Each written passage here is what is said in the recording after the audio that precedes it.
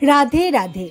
नमस्कार दोस्तों, आशा करती हूँ आप सभी परम प्रिय सखा श्री कृष्ण की कृपा से आनंदमय हैं। सभी को आने वाले गणेश उत्सव की हार्दिक शुभकामनाएं। आज लीला राधे कृष्ण की में हम सुनाएंगे एक अनोखी कहानी, जहाँ भक्ति, प्रेम और श्री गणेश जी की बाल लीलाएं एक साथ जुड़ जाती है। एक मनोरम सुबह श्री कृष्णा झूले पर बैठे बांसुरी बजा रहे थे। तभी दूर से देव ऋषि नारद की आवाज सुनाई दी, नारायण नारायण नारायण नारायण, हे प्रभु त्राहिमम त्राहिमम, रक्षण देहि प्रभु रक्षण देहि। श्री कृष्णा सब जानते थे, फिर भी अंजन बन के बोले, हे मुनि श्रेष्ठ नारद, मैं आपका किस प्रकार सहायता कर सकता हूँ? मुनिवर बोले, नारायण नारायण नारायण नारायण, हे लीलाधर, आप सर्वज्ञानी हो। फिर भी अगर आप मुझसे जानना चाहते हैं तो ठीक है। हे नारायण, हे प्रभु, देवताओं के बीच ये विवाद चल रहा है कि कौन महान है, सिद्धिदाता श्री गणेश या सेनापति कार्तिक। उनके सभी भक्त आपस में लड़ाई कर रहे हैं। नारायण नारायण प्रभु, इसका समाधान केवल आप ही कर सकते हैं। श्री कृष्णा मुस्कुराकर बोले, हे महर्षि नारद, इसका समाधान बहुत ही सरल है, लेकिन मैं नहीं, समय खुद इसका उत्तर देगा। मुनिश्रेष्ठ नारद उनके आराध्य के उत्तर से प्रसन्न होकर वहां से चले गए। अगले दिन एक विशेष प्रतियोगिता का आयोजन हुआ। निमंत्रित मेहमानों में संपूर्ण देवकुल उपस्थित था। प्रतियोगिता की शर्त रखी गई, जो देवता पृथ्वी का प्रदक्षिण करते सबसे पहले लौट आएंगे, उसे सबसे श्रेष्ठ कहा जाएगा। सभी देवता तुरंत तैयारी में लग गए।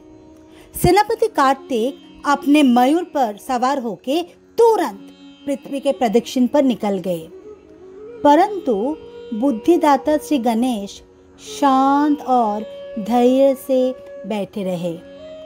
सभी हैरान, ये क्या, इतने शांत? क्या इस तरह सिद्धि विनायक श्री गणेश जीत पाएंगे? श्री कृष्णा बिना कुछ कहे सब देख रहे थे। तभी मंगल मूर्ति श्री गणेश धीरे धीरे अपने माता पिता महादेव और पार्वती के पास गए और उनके चारों ओर 3 बार प्रदक्षिण करके मुस्कान के साथ श्री कृष्णा के पास वापस आ गए। श्री कृष्णा ने पूछा, प्रियदर्शन श्री गणेश, तुमने तो पृथ्वी का प्रदक्षिण किया ही नहीं, फिर तुम क्यों लौट आए? बुद्धिदाता श्री गणेश शांत स्वर में बोले, मेरे माता पिता ही मेरी पृथ्वी है।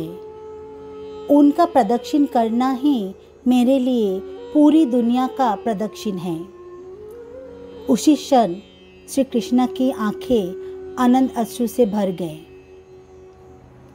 उन्होंने बाल गणेश को गले लगाकर कहा, जो भक्ति और प्रेम माता पिता के चरणों में अर्पित किया जाता है, उससे बड़ा प्रदक्षिण इस जगत में और कुछ भी नहीं।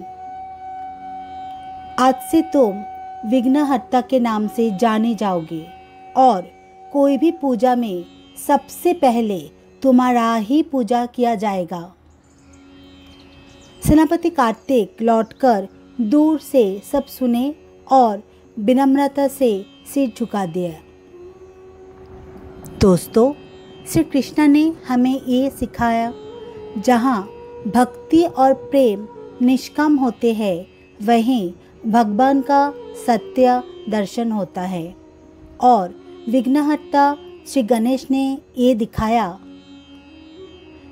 चाहे दुनिया कितनी भी बड़ी क्यों ना हो, माता पिता का आशीर्वाद ही असली शक्ति है।